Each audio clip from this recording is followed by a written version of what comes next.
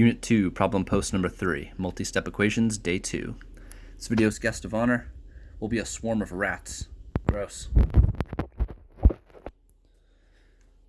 Alright, so we're talking about solving some multi-step equations. We need to use our properties of equality, our inverse operations, in order to isolate the variable.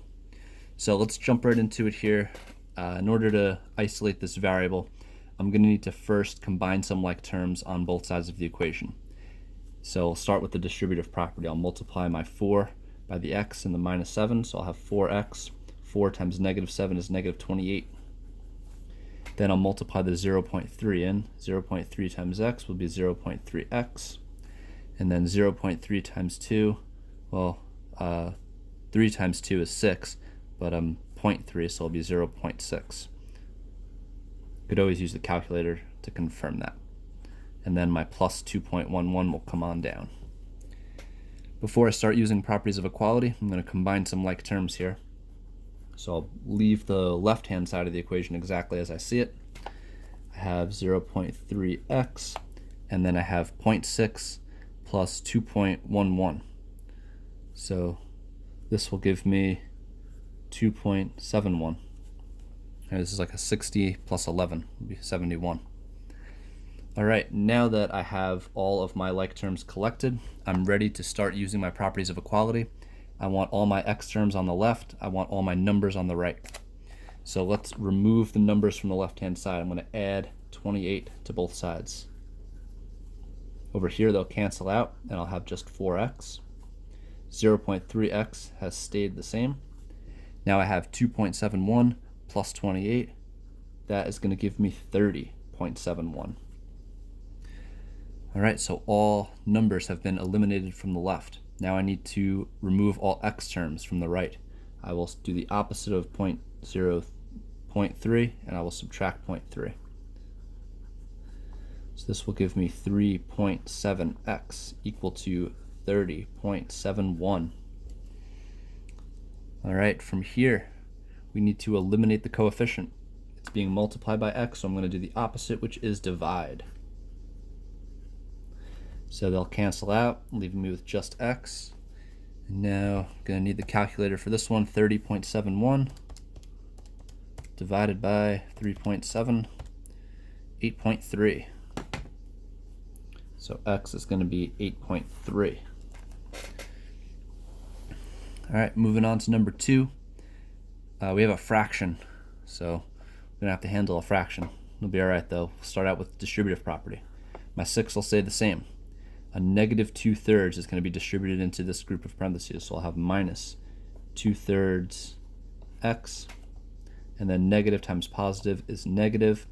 2 times 5 is 10 over 3. We can do a little combining here. 6 and minus 10/3. We'll hop over to the calculator for that. 6 minus alpha f1, enter. 10/3, we get 8/3.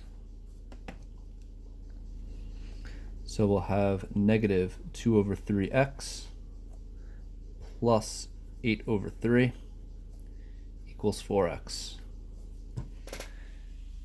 Okay, from here we want all of our numbers on one side and our x terms on the other side. I already have only x terms on the right, so I'm just going to move all my x terms over to here, and then I can divide. So I'll do 2 over 3x to both sides.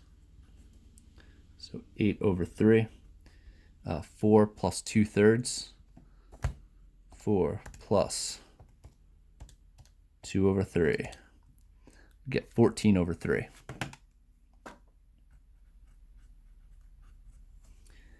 Alright, and finally, we can do one of two things. We can either divide both sides by this value, or we can multiply by the reciprocal. I'm just going to divide by 14/3. Remember, we're always dividing by the coefficient, the number in front of x. I realize x is on the right, but I like my variable on the left for my final answer, so I'll bring it over here. And then 8/3 divided by 14/3. We have 8/3, 8 over 3, divided by, and then I want this value, so I'm just going to go up and highlight it, bring it down, and we get 4 over 7. So x is 4/7. And there's our result.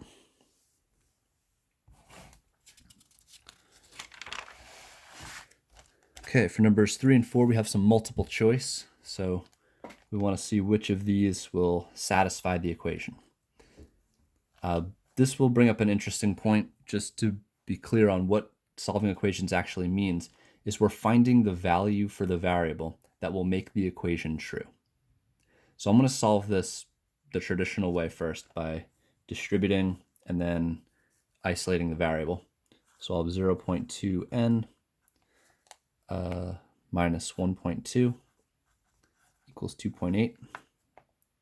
0.2 times 6, 6 times 2 is 12, but I have that decimal there. I'm going to add the 1.2 to both sides, so I want to eliminate my constant. This will give me 4.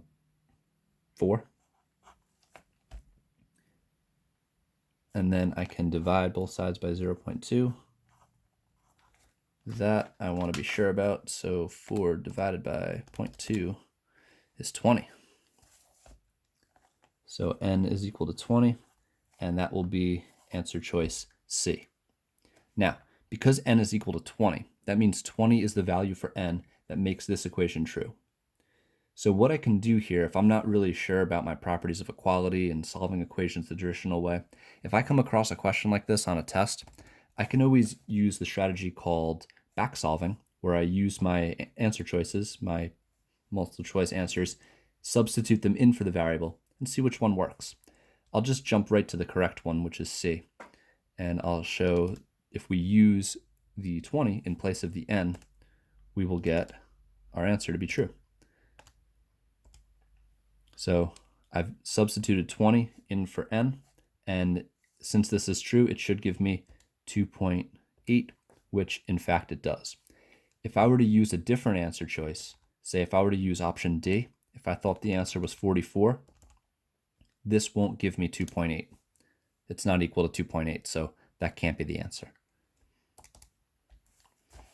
All right, so for number 4, I'll show both ways again. We'll first go through with our properties of equality, and then we can plug in our answer choices to confirm. So I'm going to start by distributing the 5/4. So I'll have 5/4x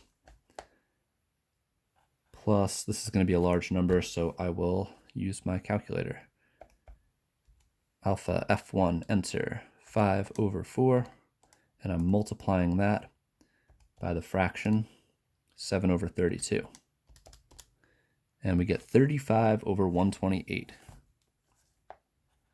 35/128, and that's equal to 12. To isolate my variable, I need to remove my constant, and then I need to divide by the coefficient. To remove the constant, I'm going to do the opposite, which is minus 35/128, and I'll do that to the other side as well. These are both numbers. Even though this is a fraction and this is a whole number, they can still be combined. They are like terms. So I'll do 12, and I'm subtracting this answer that I got before. And wow, that is 1,501/28. 1,501/128. Finally, I will eliminate my coefficient by dividing by it. Divide both sides of the equation by 5/4. So I'm going to take this number up here,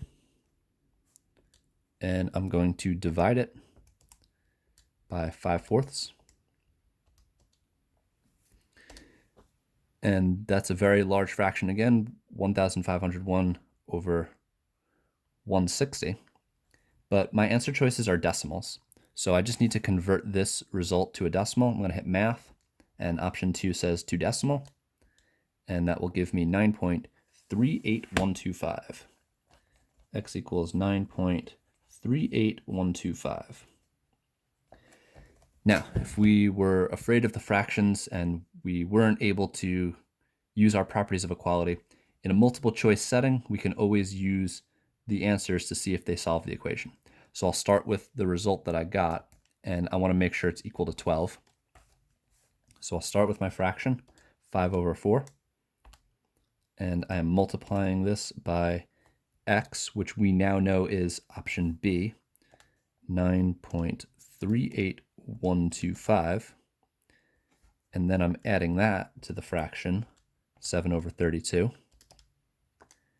And when all is said and done, this has to give me 12. And it does, which makes it the correct answer. Let's say we put this in and it wasn't the correct answer. To save time, we can just always go up and highlight. And let's say I wanted to try option C, 24.79865. Once I go up and highlight and hit enter, I'm now able to edit the line. So I'll go over to what I want to change. And notice that the 24.79865 is 1 digit longer than answer choice B. To accommodate that extra digit, what I'm going to do is use my insert function. So I'm going to hit second, insert, and now notice when I hit the 2, it doesn't take the place of the 9. So 24, well, now I don't really need to insert anymore. I can just type right on top of it. 24.79865, 79865.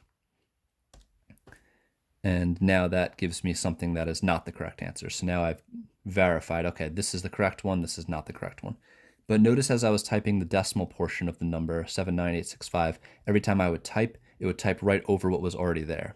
If you don't want to type what is over what is already there, use the insert function. All right, so we have our answer. We're able to use back solving. Answer B, 9.38125. Be sure to fill out a self-assessment. Number 1 through 4, assessing your ability to solve multi-step equations and also your ability to use back solving after watching the video.